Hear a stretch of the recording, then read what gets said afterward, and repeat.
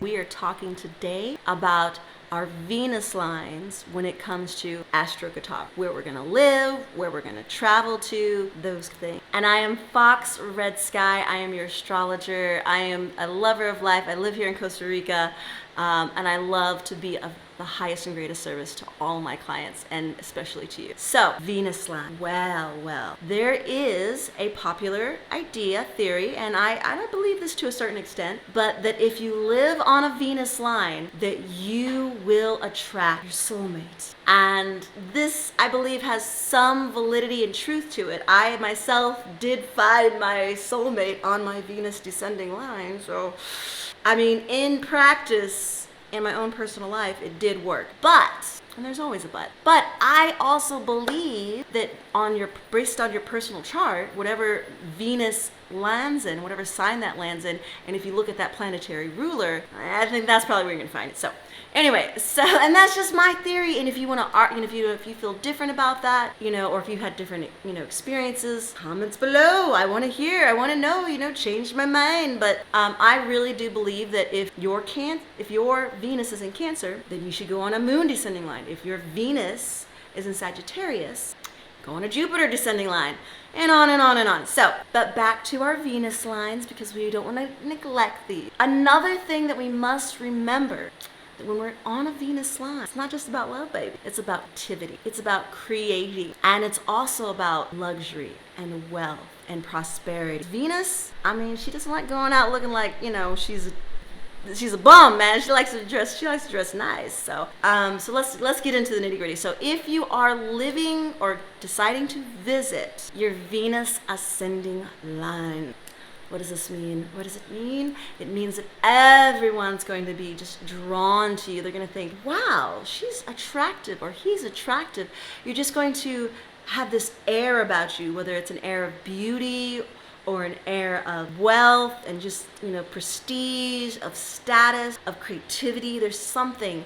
And if living on a Venus line is something you want to do and you're an artist, you could be attracting the right bandmates to you. You could be, you could be at the right place at the right time to really launch those rockets of desire when it comes to your creativity. I don't live on my Venus ascending line, but if you do, I would like to know what your thoughts are about that. I live on which we're about to talk about next, our Venus descending line. And it's not bad. I love it. So I live on my Moon and my Venus line, and especially the closer I get to the Caribbean, which is really where that line really shows up strong, I have the grandest adventures, let's say. It's just very romantic, supercharged, in all those levels. It's just I have no complaints. I really have no complaints about being on a Venus descending line. And this is where a lot of people think that you can find your soulmate. You can find the one that's going to be, you can definitely find a relationship. Because, again, Venus descending is partnerships that we're going to attract, the people we're going to attract. And being on a Venusian, fun, loving, romantic line, well, it definitely has its perks. I'm not gonna lie.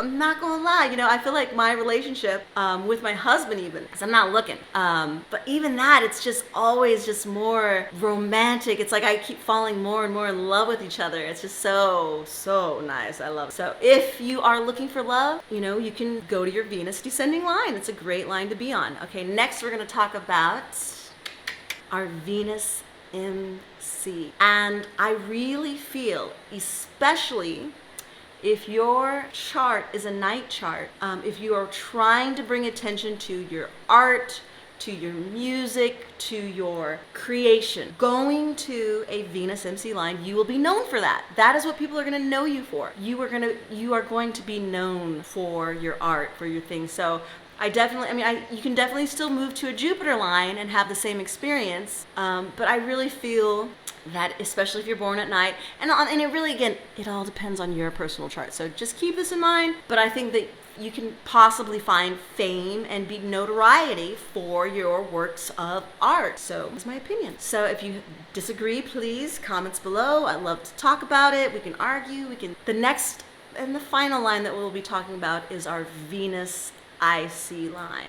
And remember, our IC line is our inner work, it's our personal life, and this might be a really good place to be, especially if it's close to a Mercury line, to just sit down and write or make that album. I would, any time that you're really needing to concentrate and go inward and birth something, you have to, I think going on an IC line, especially a Venus IC line, is very beneficial. I haven't lived on an IC line, Venus IC line. I live on a Venus descending line. So again, tell me your thoughts. I want to know what you think.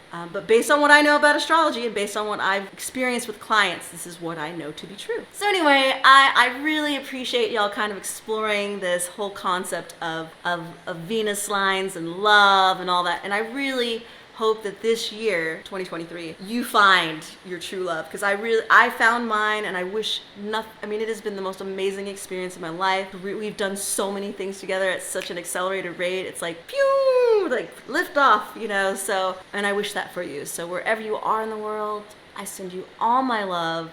I wish nothing but beauty and abundance and your creations to manifest into the highest and greatest possible timeline. Wherever you are in the world, I send you my mass love. You know it. Mwah.